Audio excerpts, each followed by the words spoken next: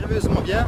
Dans cette nouvelle vidéo, je vais vous expliquer pourquoi vous n'avez pas besoin d'être riche pour investir dans l'immobilier.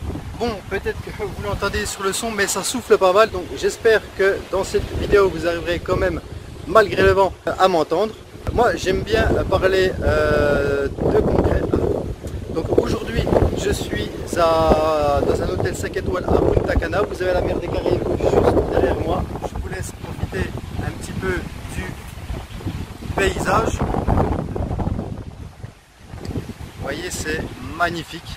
Donc dans cette vidéo, je vais vous expliquer pourquoi vous n'avez pas besoin d'être riche pour investir dans l'immobilier. Tout d'abord, il faut que vous sachiez que moi, c'est une croyance que j'avais quand j'étais plus jeune. Pour moi, pour investir dans l'immobilier, il fallait absolument être riche. Tout ce que je voyais avec de l'immobilier, c'était des blindés. Et je pensais qu'il fallait quand même pour investir. Étant donné que moi je suis issu d'une famille très pauvre, je ne pensais vraiment pas qu'un jour j'allais pouvoir posséder de l'immobilier. Surtout que à 19 ans, quand je quittais l'école, je me lançais immédiatement dans le salariat. Et ayant pas ou très peu de diplôme, en tout cas, je savais que j'allais plafonner au SMIC et qu'il serait vraiment très difficile de pouvoir avoir des meilleurs revenus que ça. Avec un SMIC, à l'époque c'était même 800 euros par mois, je me suis dit, laisse tomber, impossible. Tu pourras simplement survivre éventuellement au maximum, mais tu ne pourras pas aller plus loin. Donc, comme quoi, il ne faut vraiment pas se fier à ces croyances, et je sais que beaucoup d'entre vous pensent qu'il faut avoir de gros revenus pour investir dans l'immobilier, mais sachez que c'est complètement faux. Surtout que je vais vous expliquer pourquoi. Beaucoup me disent oui, mais la banque va nous prêter de façon à ne pas avoir un endettement supérieur à 33%. Pour acheter du passif, vous ne pourrez pas dépasser les 33%, c'est-à-dire un crédit revolving, une télé, une moto, une voiture, votre résidence principale, enfin tout ce qui vous coûte de l'argent mais ne vous en rapporte pas.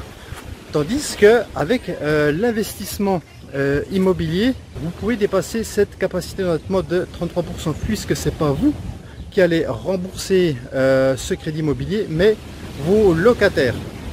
Donc moi par exemple, je suis endetté actuellement environ à 50%, et je peux vous dire que j'ai un bien plus gros reste à vivre qu'une personne qui est au SMIC et qui est endettée à 1%. Voilà, donc ce qui compte, ce qu'il faut démontrer à votre banquier, ce n'est pas l'endettement que vous avez, mais le reste à vivre. Et en contractant un crédit, vous créez une dette, et si cette dette, ce n'est pas vous qui la payez, mais les locataires, vous n'aurez pas de souci pour emprunter. Bon, après, il faut quand même savoir que les banques ne prendront en compte que 70% de votre rentrée d'argent comme loyer, parce qu'ils vont prendre en compte la carence locative, éventuellement les impayés. Donc pour eux, c'est une marge de sécurité, ils compteront que 70%. Je m'explique. Par exemple, vous faites un crédit, vous avez une mensualité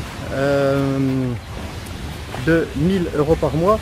Si vous n'avez que 1000 euros de loyer qui rentrent, pour la banque, vous achetez une dette de 300 euros, parce qu'ils ne compteront pas les 1000 euros de loyer, mais que 70%, c'est-à-dire 700 euros.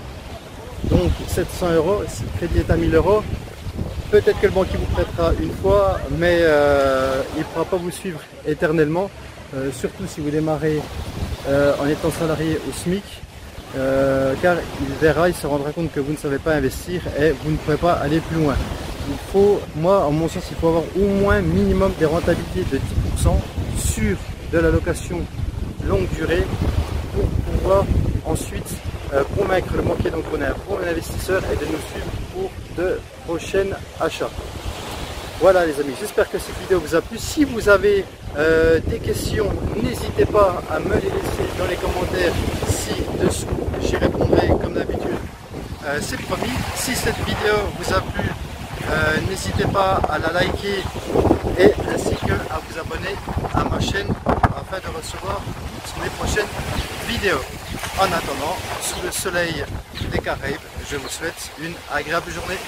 Ciao ciao les amis, à bientôt.